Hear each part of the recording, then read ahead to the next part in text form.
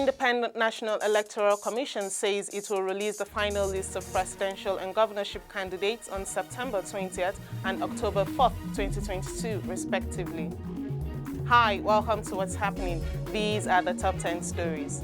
At number 1, the Independent National Electoral Commission says it will release the final list of presidential and governorship candidates on September 20th and November 4th, 2022, respectively. INEC Chairman Professor Mahmood Yakubu made this known on Thursday during a meeting organized by the Center for Democracy and Development in Abuja, themed Conducting Nigeria's 2023 Elections in Volatile Security Environment. He also gave the breakdown of activities leading up to the conduct of the 2023 elections. The INEC boss asked political parties and their candidates to focus on issue-based campaigns. He further explained that the Commission is collaborating with security agencies to ensure a peaceful election. At number 2, the Lagos State government, in a press release, have reiterated that the ban order on commercial motorcyclists, popularly called Okada riders, still stands and defaulters will risk spending 3 years in jail. According to the statement, the enforcement for the Phase 2 ban in 4 local government areas and 6 local council development areas starts on Friday, 2nd September 2022. The Lagos State Commissioner for Transport, Dr. Frederick Oladeyinde, while speaking at a news conference in Ikeja, implored the general public to comply with the order, as both the rider and passenger are both liable to 3 years in prison if prosecuted. At number 3, the Economic and Financial Crimes Commission has arrested Speaker of the Ogun State House of Assembly, Olakunle Oluomo, at the Murtala Mohammed Airport, Lagos State. Oluomo was arrested over allegations bordering on financial crimes, forging signatures and financial documents of the Assembly. He was also said to have been on the wanted list of the Commission following his failure to honor EFCC invitations several times, as at the time of report, confirmation was yet to be received from the EFCC. At number 4, no fewer than 13,000 motorcyclists and over 2,000 unregistered motorcycles have been arrested nationwide between August 1st and August 31st by the Federal Road Safety Corps. Acting Corps Marshal Dauda Biu said this during a press briefing on the 2022 Ember Months campaign. Mr. Biu said the clampdown had become necessary due to the manner with which criminals continued to use unregistered motorcycles to perpetrate criminal activities.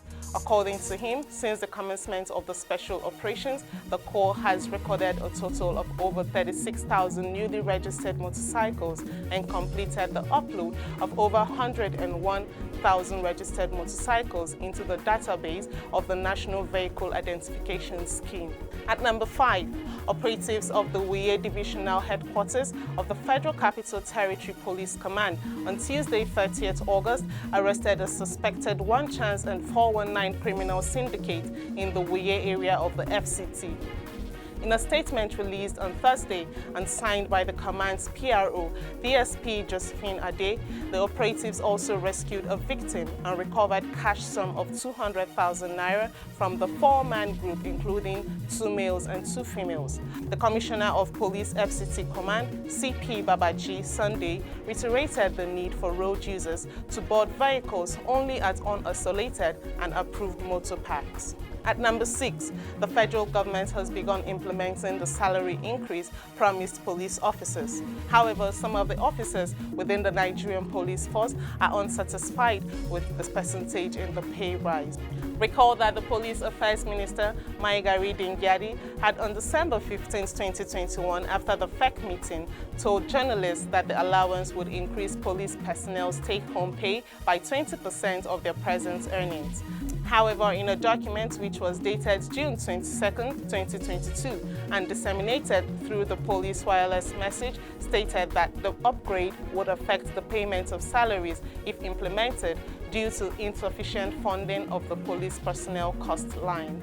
At number 7, the Kwara Area Commander of the Nigeria Customs Service says it will begin collecting the new excise duties on beverages and cigarettes from factories in the state. A statement from the command on Thursday in Ilorin said the excise duties were under the 2022 fiscal policy measures approved by the federal government. The excise duty on non-alcoholic beverages, cigarettes and tobacco products is 10 naira per litre. which was effective from April 1, 2022. The policy provided a grace of 90 days to enable the excise factories producing non-alcoholic beverages and cigarettes to key into the new directive. The Command Controller, Aliyu Bello, demanded transparency and openness by the companies, warning them against shortchanging the government. He advised the companies to ensure strict compliance with the new tax regime. At number 8, Flutterwave, a fintech company, on Thursday, via its Twitter page, announced that it had obtained a switching and processing license by the Central Bank of Nigeria. The license allows Flutterwave to offer transaction switching and card processing services to customers. Other services include non-banking acquiring, agency banking, and payments gateway services without any intermediary. Recall a Kenyan High Court had frozen accounts of the company, stating that the Nigerian firm had no approval to conduct cross-border payments in the country and accused it of fraud. The court earlier ordered that its 29 bank accounts with Guarantee Trust Bank, 17 with Equity Bank, and 6 with EcoBank be frozen. At number 9, the Lagos State Government, Babajide Sanwo-Olu, has said that the Lagos State Government will establish the State Tertiary Education Trust Fund to create a financial model that will sustain its universities. Sanwo-Olu made this known on Thursday as the visitation panel to the Lagos State University presented its reports to him at the State House in Marina. The governor said there was a need to establish the trust fund to enable the university management stay focused and help the government leave a good legacy in the education sector. He directed his special advisor on education, Tokumba Wahab, and Commissioner for Justice, Moyoshore Onibanjo, to work out modalities on the establishment of the fund.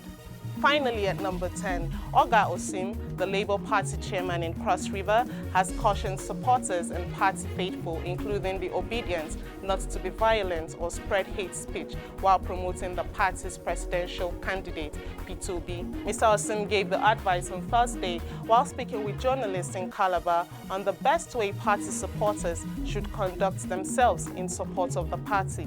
He said the advice was important as the party prepared to welcome Mr. Obi to inaugurate its secretariat donated by one of its senatorial candidates, Daniel Asuko. That's all for today. See you next time on What's Happening.